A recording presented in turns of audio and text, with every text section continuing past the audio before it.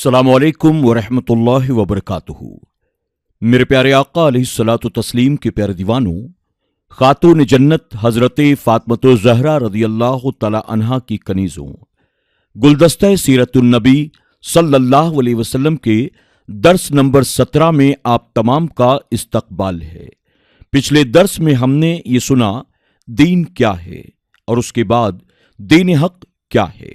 انشاءاللہ دین حق کیا ہے اس کے تعلق سے مزید کچھ باتیں ہم آج کے درس میں سماعت کریں گے۔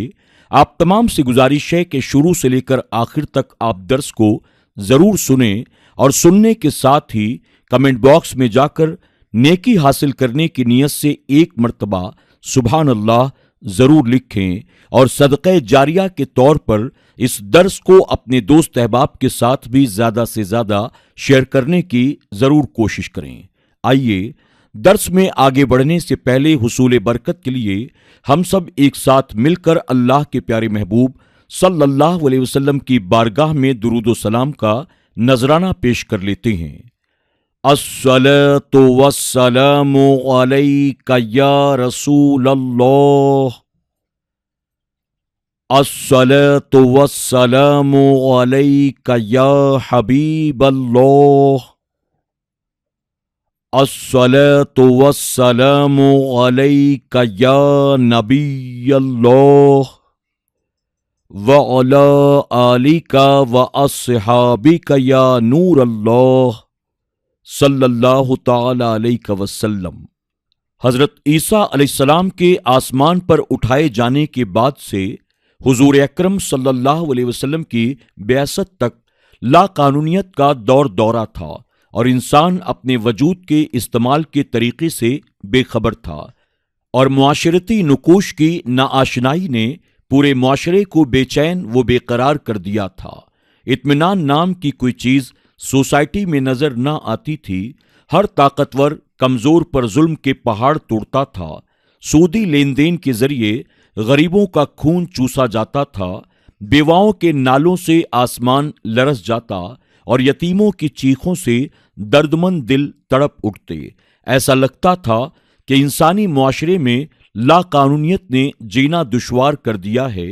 اللہ تبارک و تعالیٰ نے اشرف المخلوقات کی بے قراری اور بے چینی اور آہو فغاں کو سن لیا اور ایک رقیق القلب اور صاحب رحمت و رفعت رسول صلی اللہ علیہ وسلم کو پاکیزہ دین دے کر مبعوث فرمایا، اور دنیا نے دیکھا کہ 23 سالہ قلیل مدت میں رہزنوں کو رہبر بنا دیا، جہالت کی وادیوں میں بھٹکنے والوں کو علم کا چراغ عطا فرمایا اور انسانیت کے مقام سے ناآشنا لوگوں کو انسان کی حقیقت سے روشناس کرایا۔ دنیا یہ ماننے پر مجبور ہو گئی کہ صدیوں کی جنگیں دین اسلام ہی کے ذریعے ختم ہو سکتی ہیں، اور اس دین کے علاوہ کہیں بھی انسانوں کی عظمت کا وہ تصور جو انسان کا حق ہے نہیں ملتا۔ طبقاتی کشمکش، امیروں کی بالادستی، یتیموں اور بیواؤں کا استحصال، یہ ساری برائیاں دین اسلام کے ذریعے ہی ختم ہوئیں، اور غلبہ دین سے مراد ایک پرامن اور پرسکون خدا شناس معاشرے کا قیام ہی تھا، جسے خاردار جھاڑیوں سے گزر کر زخموں سے چور ہو کر رسول اعظم صلی اللہ علیہ وسلم نے قائم کیا۔ وعدہ الہی لَأَغْلِبَنَّ أَنَا وَرُسُلِي کے مطابق اللہ کے رسول صلی اللہ علیہ وسلم غالب ہوئے اور آپ کا دین ہمیشہ غالب رہا۔ موجودہ حالات کو دیکھ کر قرآن مقدس کی حقیقت کو جھٹلایا نہیں جا سکتا۔ آج اگر کوئی یہ تصور کرتا ہو کہ طاقت کے بلبوتے پر اور جھوٹے پروپیگنڈے کے ذریعے اس دین کو پھیلنے سے روکا جا سکتا ہے اور اس کا وجود باقی نہ رہے گا، تو یہ خواب تو ہو سکتا ہے، حقیقت نہیں۔ یہ دین بڑھنے کے لیے آیا ہے، مٹنے کے لیے نہیں۔ اپنی سچائیوں کی بنا پر نسلی و طبقاتی کشمکش کے خاتمے اور عدل و انصاف کے عظیم قانون کی بنیاد پر، مساوات کے درس کی بنیاد پر یہ بڑھتا جائے گا۔ دنیا کی کوئی طاقت اسے نہیں روک سکے گی۔ اللہ تبارک و تعالیٰ نے روکنے والوں کو مایوس کر دیا، اور پیغمبر اعظم صلی اللہ علیہ وسلم نے جو خوشخبری میدان عرفات میں سنا دی۔ اليوم يئس الذين كفروا من دينكم آج تمہارے دین کی طرف سے کافروں کی آس ٹوٹ گئی۔ سورہ مائدہ آیت نمبر 3۔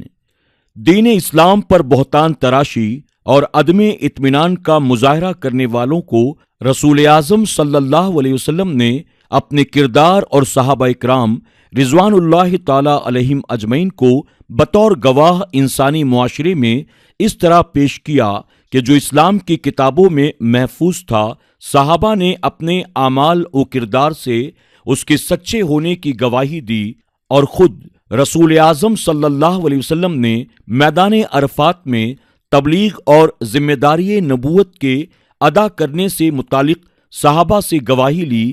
صحابہ نے بیک زبان اللہ کی امانت اور ذمہ داری نبوت کی ادائیگی پر گواہی دی، اور پھر سرکار صلی اللہ علیہ وسلم نے صحابہ کی گواہی پر اللہ تبارک و تعالیٰ کو گواہ بنایا، تو میرے مولا نے بھی کار نبوت کی انجام دہی پر گواہی دیتے ہوئے ارشاد فرمایا، وَكَفَى بِاللَّهِ شَهِيدًا۔ پتہ چلا کہ غلبہ دین کی ذمہ داری نبھاتے ہوئے اللہ کے رسول صلی اللہ علیہ وسلم نے اپنے ماننے والوں کو یہ سبق دیا کہ تم میری امت ہو، میرے مشن اور غلبہ دین کی کوشش میں اس طرح لگے رہنا کہ میں خود ہی گواہی دوں کہ میرے غلام نے میرے مشن کو اپنی زندگی کی آخری سانس تک سینے سے لگائے رکھا اور اس کے نفاذ کے لیے عملاً کوشش کرتا رہا۔ میرے پیارے آقا صلی اللہ علیہ وسلم کے پیارے دیوانوں، اللہ کے عطا کردہ دین سے اپنا اٹوٹ رشتہ قائم کرو اور قربانی رسول صلی اللہ علیہ وسلم کا لحاظ رکھو۔ جو دین 1400 سال پہلے اپنے ماننے والوں کو عزت و وقار کا تاج عطا کر سکتا ہے، وہ دین آج بھی ہمارا کھویا ہوا وقار دے سکتا ہے۔ بس شرط اتنی سی ہے کہ قولاً دین کے اقرار کے ساتھ عملاً اسے اختیار کر لو۔ اس کا حسن عمل کی شکل میں دنیا کے سامنے ظاہر ہوگا تو دنیا دامن اسلام میں پناہ لینے کے لیے بے چین ہو جائے گی۔ آج مغربی عوام اسلام کی طرف للچائی ہوئی نظروں سے دیکھ رہی ہے اور قلب کی آواز اسلام کی طرف ان کو متوجہ کر رہی ہے کہ سکون چاہتے ہو، رنگ و نسل بڑے چھوٹے کی تمیز سے بچنا چاہتے ہو تو آؤ، مساوات کا علمبردار اور انسانی حقوق کا محافظ دین اسلام اپنا دامن وا کیے ہوئے ہے، اس میں پناہ حاصل کرو۔ الحمدللہ اس دور میں کافی تعداد میں مغربی اور یورپی عوام آگوش اسلام میں پناہ لے رہی ہے، خالق کی معرفت حاصل کرنے کی کوشش کر رہی ہے اور خدا کی بارگاہ میں سربہ سجود ہو رہی ہے۔ اللہ تبارک و تعالیٰ بے عقل کو عقل و ہدایت کی دولت اور بے عمل کو عمل کی دولت سے مالا مال فرمائے اور حسن اسلام کو انسانوں کے سامنے پیش کرنے کی توفیق عطا فرمائے، آمین یا رب العالمین۔ میرے پیارے آقا علیہ الصلاۃ والتسلیم کے پیارے دیوانوں، خاتون جنت حضرت فاطمۃ الزہرا رضی اللہ تعالی عنہا کی کنیزوں، اسی کے ساتھ یہ باب مکمل ہوا۔ کل سے انشاءاللہ ہم حضور اکرم صلی اللہ علیہ وسلم کے معجزات کے تعلق سے سماعت کریں گے۔ آپ تمام سے گزارش ہے اسی ذوق و شوق و محبت کے ساتھ آپ روزانہ پابندی سے اس درس کو سنتے رہیں اور ساتھ ہی اپنے دوست احباب کے ساتھ ضرور شیئر کریں۔ آپ کے شیئر کرنے کی وجہ سے یہ درس جہاں جہاں تک پہنچے گا، ہر سننے والے کے عوض اللہ تبارک و تعالیٰ آپ کو ضرور ثواب عطا فرمائے گا۔ اور ساتھ ہی ادب سے آپ کی بارگاہ میں یہ بھی درخواست ہے، نیکی حاصل کرنے کی نیت سے کمنٹ باکس میں جا کر ایک مرتبہ درود شریف یا سبحان اللہ ضرور لکھیں۔ آپ کے لکھے ہوئے درود شریف یا سبحان اللہ کو جب بھی کوئی پڑھے گا، اس کے پڑھنے پر بھی اللہ تبارک و تعالیٰ لکھنے والے کو ثواب عطا فرمائے گا، اور ہمارا یہ سارا عمل انشاءاللہ ہم سب کے لیے صدقہ جاریہ ثابت ہوگا۔ اللہ تبارک تعالیٰ ہم سب کو مل جل کر اخلاص کے ساتھ دین متین کی خدمت کرنے کی توفیق عطا فرمائے۔ ساتھ ہی اللہ کی بارگاہ میں دعا ہے حضور اکرم صلی اللہ علیہ وسلم کی سیرت طیبہ کے وہ خوبصورت پہلو جو ہم اس درس کے ذریعے سن رہے ہیں، اللہ تبارک و تعالیٰ اسے ہمیں اپنی عملی زندگی میں اتارنے کی اور اسلام کا خوبصورت چہرہ دنیا کے سامنے نمایاں کرنے کی توفیق عطا فرمائے۔ اللہ ہم سب سے موت آنے سے پہلے وہ کام لے جس سے وہ بھی راضی ہو جائے اور اس کے محبوب صلی اللہ علیہ وسلم بھی راضی ہو جائیں۔ انشاءاللہ کل کے درس میں پھر ہماری اور آپ کی ملاقات ہوگی۔ السلام علیکم ورحمۃ اللہ وبرکاتہ۔